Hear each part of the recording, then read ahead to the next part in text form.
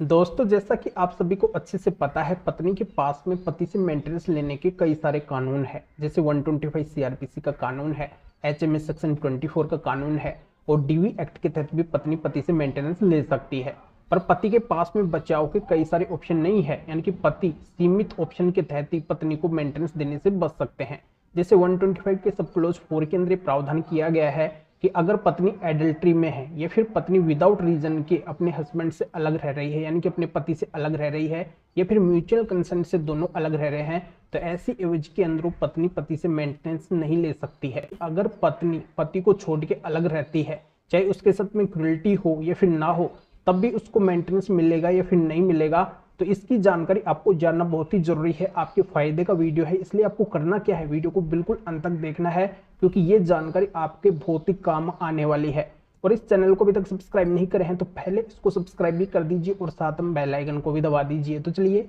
शुरू करते हैं। तो वेलकम दोस्तों, मैं हूं आपका अपना एडवोकेट जितेंद्र। तो दोस्तों, मैं आपका समय ना बर्बाद करते हुए मेन टॉपिक के ऊपर चलता हूं कि इस मामले के अंदर पत्नी के द्वारा 125 सीआरपीसी मेंटेनेंस का केस फाइल किया जाता है कि मेरे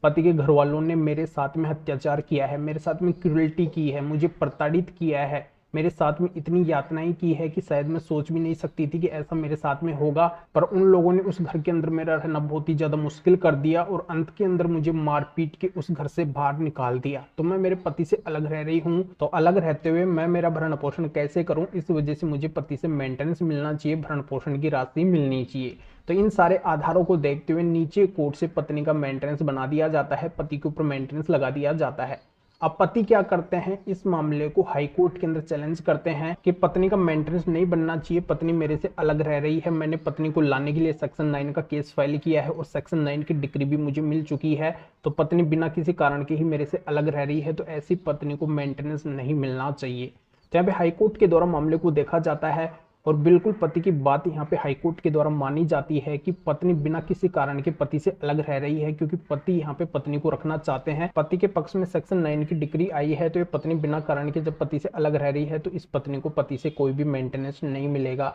तो हाईकोर्ट से पत्नी को कोई भी मेंटेनेंस नहीं मिलता है, तो हाईकोर्ट से पत्नी के मेंटेनेंस केस को खारिज कर दिया जाता है और पति के पक्ष के अंदर जजमेंट दे दिया जाता है। अब पत्नी के द्वारा यहीं पे चुप नहीं बैठा जाता है, पत्नी के द्वारा इस मामले को माननीय सुप्रीम कोर्ट के सामने चैलेंज किया जाता है। अब माननीय सुप्रीम कोर्ट के सामने बहुत बड़ा सवाल है कि पत्नी अगर पति से अलग रह रही है और उस पत्नी के साथ में अगर मेंटल क्रूरल्टी हुई है, उसके पति के घर वालों ने अगर उसके साथ में अत्याचार किया है, पत्नी को मारा पीटा है, तब वो पत्नी पति से अलग रह रही है, तब उस पत्नी ने पति के ऊपर मेंटेनेंस का केस किया है, तब वो पत्नी पति से मेंटेनेंस लेना चाहती है। और इस बात की पत्नी ने कोर्ट के अंदर एविडेंस भी दे दिए हैं, यानी कि माननीय सुप्रीम कोर्ट के अंदर एविडेंस भी दे दिए हैं कि उसके साथ में पति और पति के घर वालों ने गलत किया है। तो आपको क्या लगता है, इस मेंटेनेंस मामले के ऊपर रिजल्ट माननीय सुप्रीम कोर्ट का पति के पक्ष के अंदर जाएगा या फिर पत्नी के पक्ष के अंदर जाएगा? क्योंकि इस मामले के ऊपर अभी हियरिंग होना बाकी है, हियरिंग स्टार्ट नहीं हुई है माननीय सुप्रीम कोर्ट के अंदर, और जब हियरिंग इस मामले के ऊपर माननीय सुप्रीम कोर्ट के अंदर कंप्लीट हो जाएगी, तब माननीय सुप्रीम कोर्ट का इस मामले के ऊपर क्या फैसला आएगा,